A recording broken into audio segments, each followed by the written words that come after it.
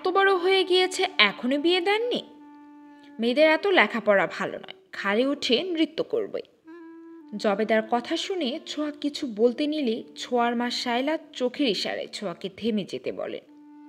জবেদা মুখে পান চিপেতে চিপেতে পুনরায় বলে ওঠেন, দেখেন ভাবি, সমাজ আমাদের একটা মান সম্মান আছে। আপনার মেয়ের জন্য যেন আমাদের কোনো কথা শুনতে না হয়। ওর বয়সে অনেক মেয়ে এখনো বাচ্চা মানুষ করছে, আর আপনার এই মেয়ে বাবার অন্ন ধ্বংস করছে। ছোঁয়াকে উদ্দেশ্য করে, এই মেয়ে বাবার অন্ন ধ্বংস করছেও লজ্জা করে না?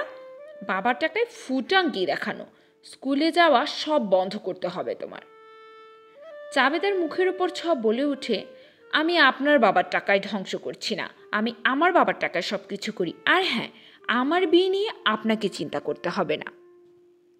জবেদা কর্কশ কণ্ঠে ভারী গলায় বলে উঠে, আমি জানতাম এই মেয়ে খুব অসভ্য, বড়দের সাথে কিভাবে কথা বলতে হয় জানা নেই, মা বাবা কোনো শিক্ষাই দেয়নি।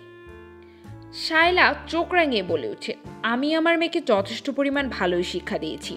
যদি ভালো শিক্ষা না দিতাম তাহলে আপনার জায়গায় হয়তো ঘরের বাহিরে, আমি এখানে উপস্থিত, সেজন্য আপনি এখানে কথা বলতে পারছেন। তা না হলে এতক্ষণে আপনার জায়গা থাকতো রাস্তায়। জবেদার চোখ রাঙিয়ে ভারী গলায়, আমাকে অপমান করা? আমিও দেখে নেব তোদের, পড়ার নামে ছেলেদের সাথে ফষ্টি নষ্টের গোষ্ঠী শুদ্ধ ছাড়ব। ছোঁয়া মাকে জড়িয়ে ধরে কান্না করে দেয়। ছোঁয়া কান্নাজড়িত কণ্ঠে বলে উঠে, মা, মেয়ে বড় হলে কি পরিবারে বোঝা হয়ে যায়? মেয়েকে সান্ত্বনা দিয়ে বলে উঠেন, মেয়েরা পরিবারে বোঝা নয় মা, সেটা তোমাকেই প্রমাণ করতে হবে। সমাজে প্রতিষ্ঠিত হয়ে সবার মুখের উপর জবাব দেবে তুমি। জবেদা সমাজের কিছু বয়স্ক লোক নিয়ে ছোঁয়াদের বাড়িতে আসেন। জবেদা গ্রাম পঞ্চায়েতকে বলে উঠেন, দেখেন, সমাজের মুখে চুনকালি লাগাচ্ছে, মেয়েকে বিয়ে না দিয়ে পড়তে দিয়েছে, মাথার উপর পুরুষ মানুষের হাত নেই, সেজন্য মা মেয়ে বেশি বেড়েছে। গ্রাম পঞ্চায়েত বলে উঠেন, শায়লা, তোমার মেয়েকে বিয়ে দিচ্ছ না কেন? তোমার মেয়ে গ্রামের সকল ছেলেদের মাথা খাচ্ছে, কোন দিন জানি শুনতে হয় তোমার মেয়ে অন্য কোনো ছেলের হাত ধরে চলে গেছে। শায়লা আর থেমে থাকতে পারল না, তিনি বলে ওঠেন, ব্যাস, আমার মেয়ের সম্পর্কে আর একটা কথাও বলবে না। আমি আমার মেয়েকে নিয়ে কি করব না করব সেটা আমার বিষয়, ছোঁয়াকে নিয়ে আপনাদের ভাবতে হবে না। জবেদা আগুনে ঘি ঢালার মতো করে বলে ওঠে, আপনারা বুঝেন না, স্বামী বিদেশ থাকে, মেয়েকে বিয়ে দিলে মা পরকীয়া করতে পারবে না। ছোঁয়া জবেদার গালে সজোরে থাপ্পড় বসিয়ে দেয়। ঘৃণার সাথে ক্ষোভ নিয়ে বলে, ছি, একটা মেয়ে হয়ে অন্য একটা মেয়ের বিষয়ে এভাবে ভাবতে লজ্জা করে না আপনার? বের হয়ে যান এখান থেকে। সকলকে অপমান করে বাড়ি থেকে বের করে দিলে গ্রামের লোক আরো ক্ষেপে যান।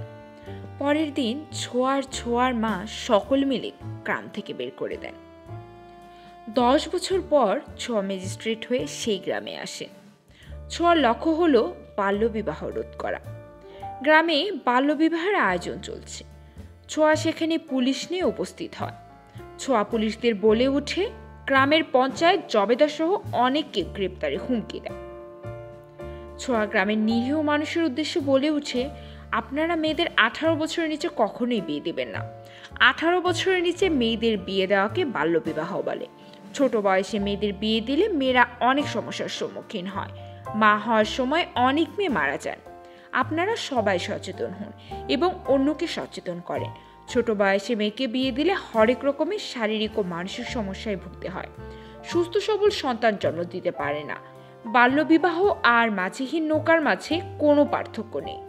নৌকা যেমন একসময় অতলে ডুবে যাবে, তেমনি মেয়েটিকে একসময় সবকিছু হারিয়ে ফেলবে।